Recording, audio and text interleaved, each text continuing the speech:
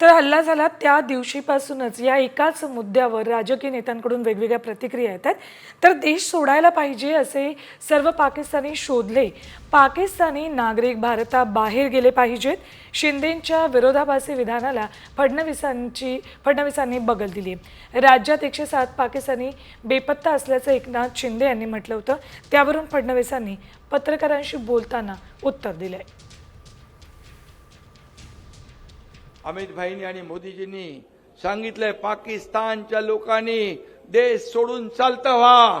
या ठिकाणी त्यांनी जे फरमान काढलंय हे प्रत्येक भारतीयाच्या नागरिकाच्या मनातलं फरमान आहे, मनातली इच्छा आहे। आणि म्हणून आता महाराष्ट्रातले काही 107 लोक कुठेतरी नागरिक बेपत्ता पाकिस्तानी आहेत।